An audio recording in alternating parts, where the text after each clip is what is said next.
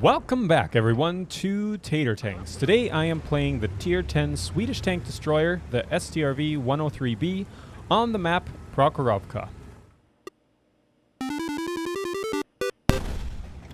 You may have noticed already that I changed my formatting a little bit for this video. I am not playing the whole thing in real time, in real speed, because this was a long, slow grind of a battle with a good result at the end, but getting there took a long time. And so there's a lot of in-between moments where it was just really slow, and I didn't want to make you sit through 12, 13 minutes of just camping and waiting for someone to show up. So we're just going to speed up and zoom into the good parts and just basically skip everything else. So you can see we've started on the north side. I immediately go, I think I have a turbo on this tank right now, so I zip up into the little bush on the hill, and luckily their light tank is in the middle and behind enough cover that I didn't get spotted coming up here. And this way I also have binoculars, as you can see, so I can spot anyone coming up, and I'm feeling pretty comfortable taking these shots into the middle. Yeah, like I said, a lot of in-between shots or moments of nothing happening. So there you see a few missed shots and a few bounces. But right off the bat, we are at 750 some damage. So a little bit of work put in there. And luckily I bounced that shot from the TS-54, I think it was. So we're just going to get through here again until we get a few more shots in.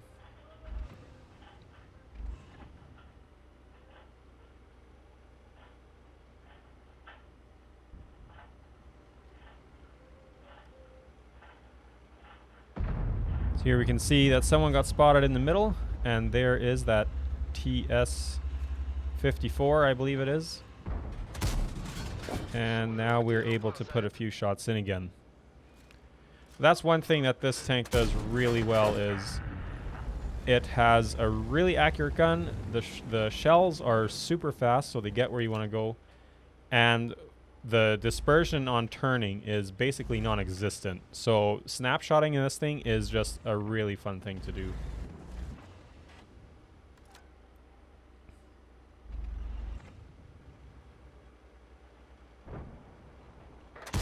Just like that. You see that just snuck over the edge of the hill and into the turret of that Tier 9 Czech medium tank.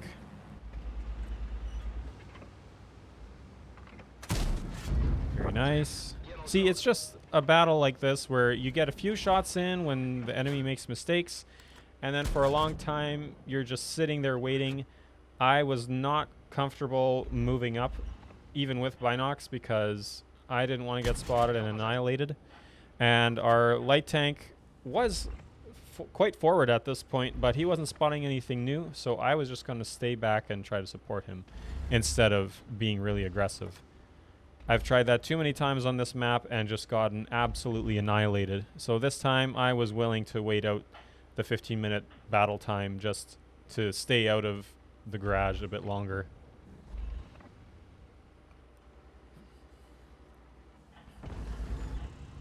We see the Foch gets spotted. We get a nice shot into him.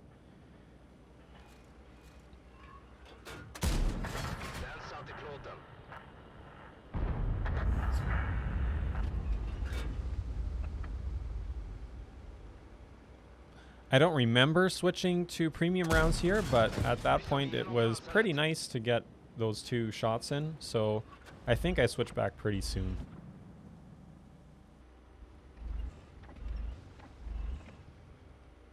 And if I was the one watching this video now, this would be the part where I would just double tap the screen on your phone, because there's nothing happening here for a little bit.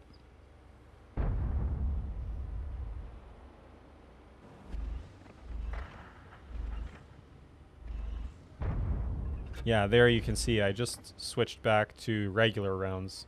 For the majority of use cases, the standard rounds have plenty of pen. They have more pen than almost any other tank in the game. Or is it every other tank in the game? So the premium rounds are only needed in very specific situations.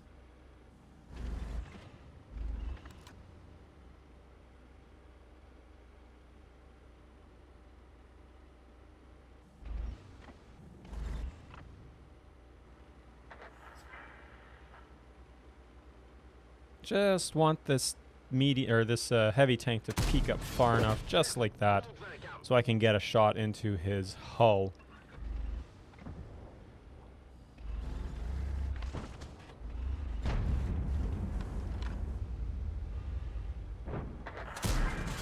Of course, right after I shoot, the Gorilla 15 gets spotted right on the ping. I had shot just a bit behind, and get one shot into him now, and then he is completely gone.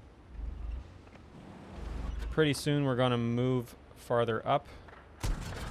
Missed my shot there. Now we move up. We have a bit of a lead in the kills now too, so it's time to push forward a little bit and continue supporting the more forward tanks. Even with the premium rounds, the T110E3 is a difficult pen, just showing you how absolutely strong the armor is on that tank.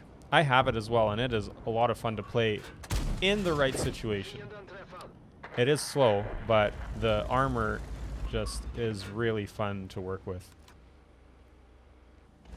So I thought at this point I could take a few shots into the middle there at the T110E5, I think it was, and whoever else had stayed back. But then nothing was happening, so I decided to move up. And this is where that T110E5 got spotted again. So now I'm in a good position to farm him a little bit as well. Yeah, one shot of farming.